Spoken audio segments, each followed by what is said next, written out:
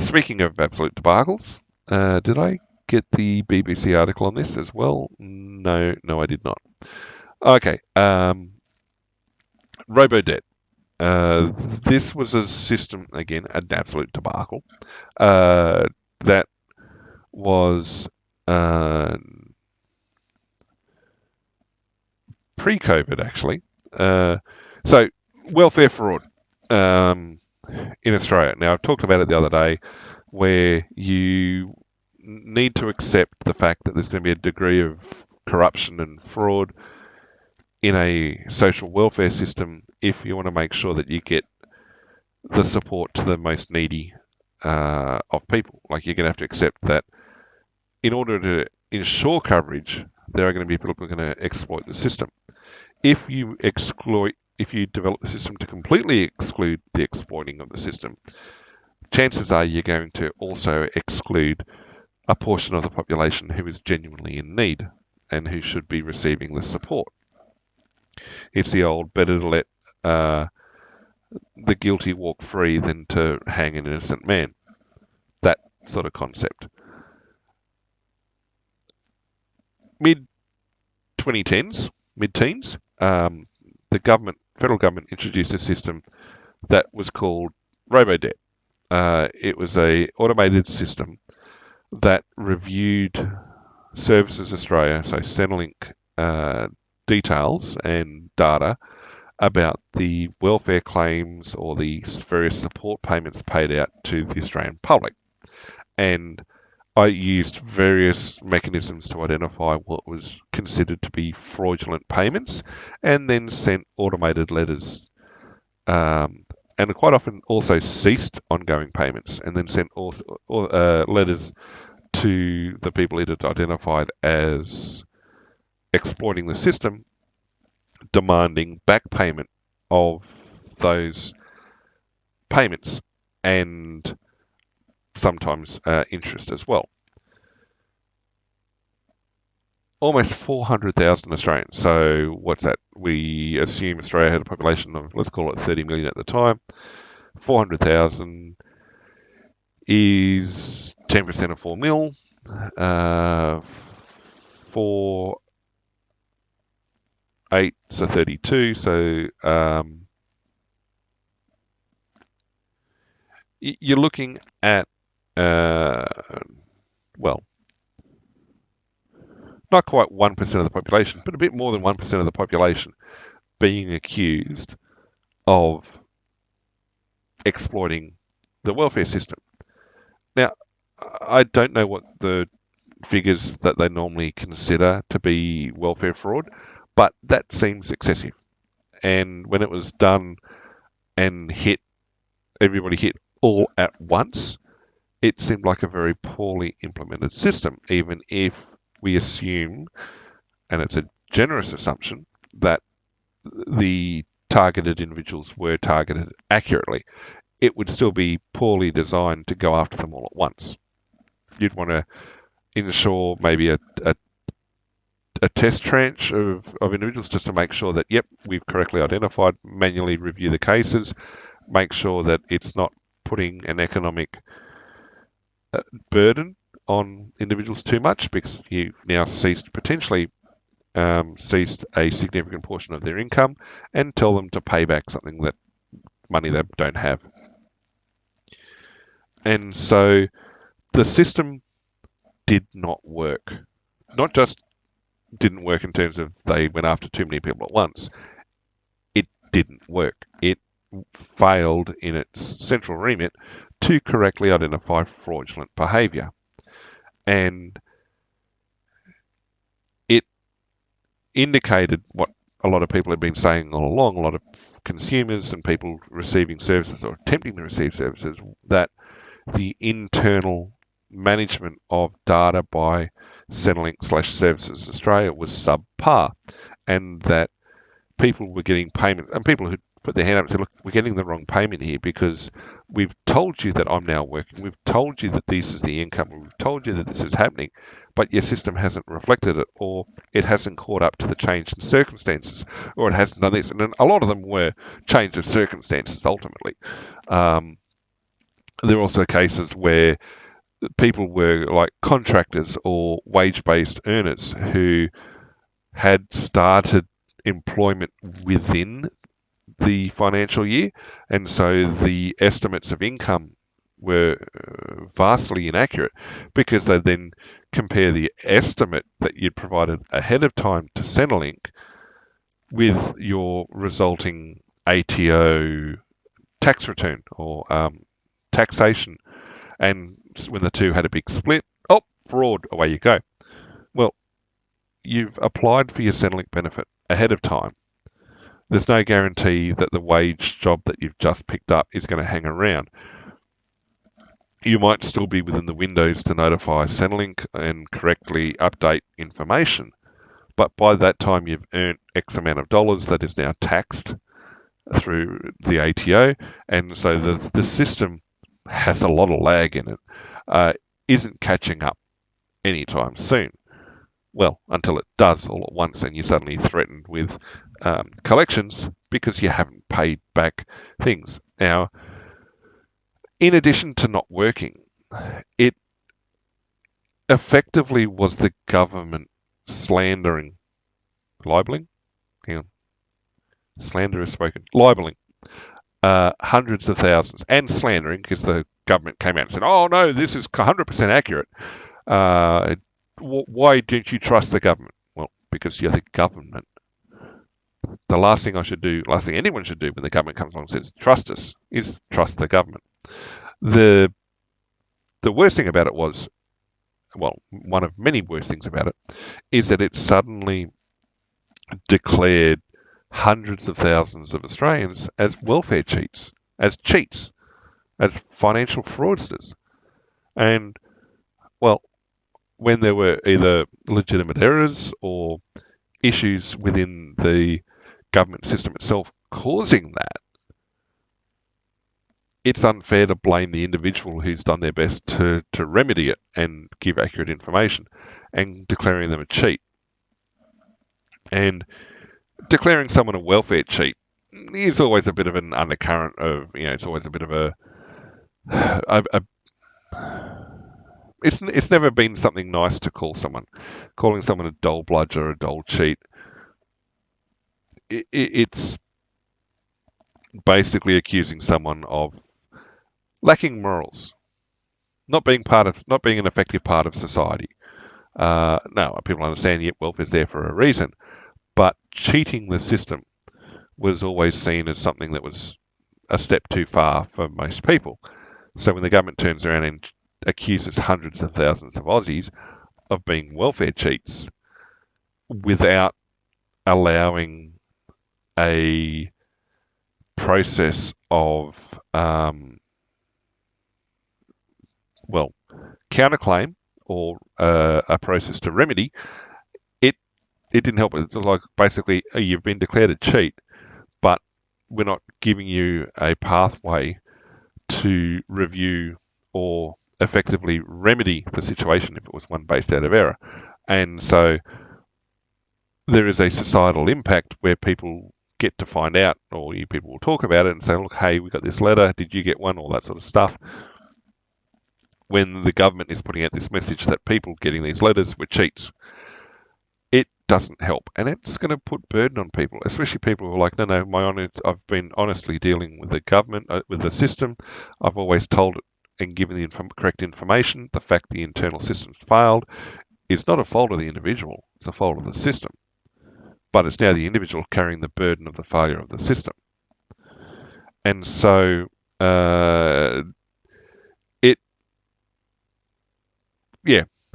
declared, so in addition to failing spectacularly, it attempted to claw back debts that didn't exist. And so there were tens of thousands of people on legitimate welfare payments who were legitimately receiving support through the system and should have continued to legitimately receive support through the system, who suddenly faced a cessation of those payments, a demand for those functions to be repaid. And a lot of these people were not just living paycheck to paycheck, they were behind paycheck to paycheck. They weren't getting paychecks. every dollar received was going to support cost of living, be it public housing, be it as cheap groceries as they could possibly find. They'd generally be behind the curve on utilities payments, rent payments, all sorts of bits and pieces. They didn't have tens of thousands of dollars or whatever the amount being declared. They didn't have that to be paid back. Well, because they'd used it to stay alive. And so all of a sudden the government cut off those payments and demanded all the money back. It's going to cause issues when someone's already downtrodden and underfoot in the most vulnerable part of society. It's going to have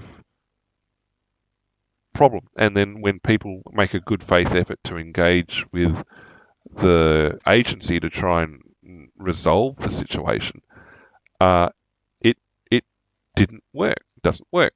And sadly, it broke some people to the point that they took their own lives. And so it can be shown that there is a direct consequence of this false accusation by the government that resulted in people's deaths because the government had, well, overstepped its own bounds in it and made very, very much false positions. And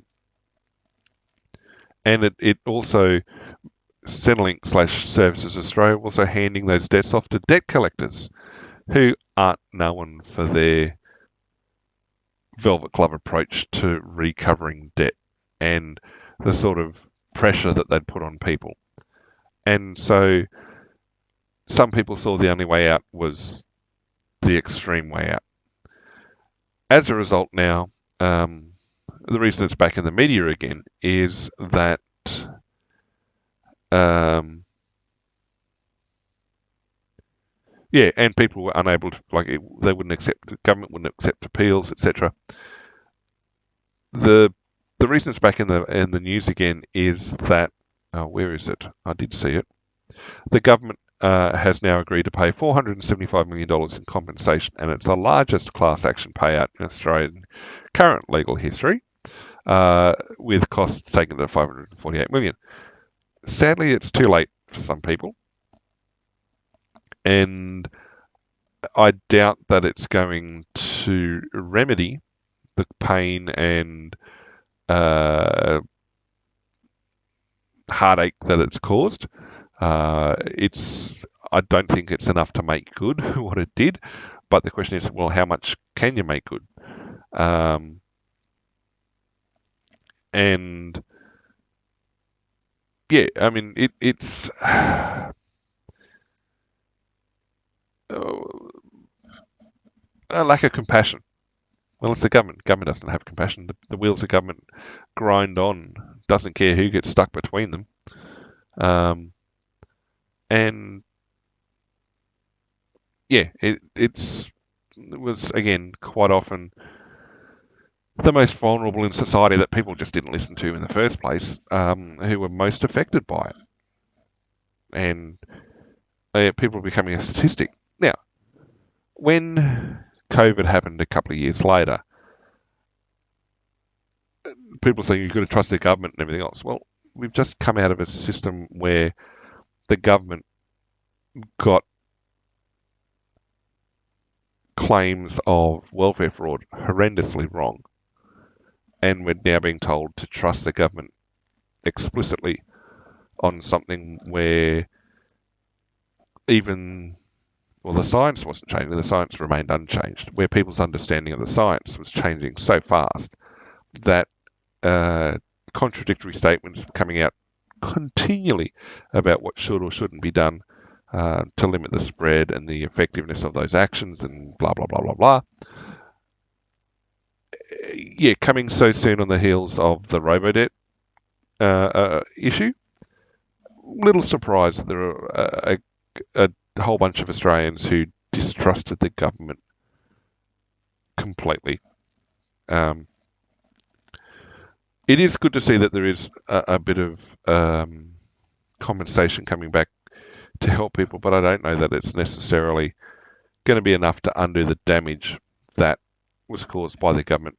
And it was something that they celebrated. Now, there's a similar thing in the UK, not a Robodebt issue, but if you look up, it's to do with Royal Mail. I think it's Royal Mail. Basically, it's a post office thing. The UK government, I don't think it was a Hitachi system. It was a Japanese company owned the system, but I don't know if they developed it. But basically, there was an electronic system that they pushed down onto the local post office operators. Now, some of the post offices were, I guess, branded offices and run by the system, but a lot were independent contractors. And Australia has a similar sort of thing too. Smaller towns, the post office is run by a contractor. They've basically got the franchise, in a way. Seems odd that Post is run under a franchise system, to run and offer postal services locally. Not so much, I don't think it's on the delivery, but in terms of the storefront and connecting into the system that way. Similar sort of thing in the UK. Now, there was a requirement for these independent contractors running the post offices, to use a common software system, like a business process type system, software as a service type thing. However, there were some fundamental mathematical errors within the system, and so transactions were vanishing out of the system. Basically, the tills wouldn't balance at the end of the day because the system had lost record of the transactions. So the transactions, okay, speaking from a computer data software database concern, the transactions, i.e. the data going in and out of the database, were going missing, which then meant the financial transactions, i.e. what's going in and out of the till, weren't lining up, weren't being accurately captured. And because there was this discrepancy that was then formed and identified, the higher-ups in the mail system and the post office system turned around and said, no, we trust this electronic system explicitly and implicitly. Any deviation is the fault of the franchisee, and you've been fraudulent, and we're going to claim that back and slander you and drag you through the mud, etc., because there's no other reason for it, because our software system is beyond reproach. After quite a number of post offices went through the same instance, there should have been red flags being run up continually that, well, hang on, just how common is it that a post office franchisee is likely to engage in financial fraud? Well, if you're getting any more than one, you need to question why there's such a trend. What's causing the trend, especially if they're all apparently committing fraud in the same way, in what appears to be a systemic method. Maybe the system itself has an error. If you're encountering systemic problems or systemic errors or systemic fraud, chances are it's your system. And as it turned out, it was an error inside this business process software that they'd forced everyone to use, that meant ultimately the electronic record of what was taking place did not match the actual record of what happened. Now, there may have been random discrepancies between till keepings, etc., blah, blah, blah, blah. It happens. That's the reason there's a little bit of a float often to account for variations through the day or whatever.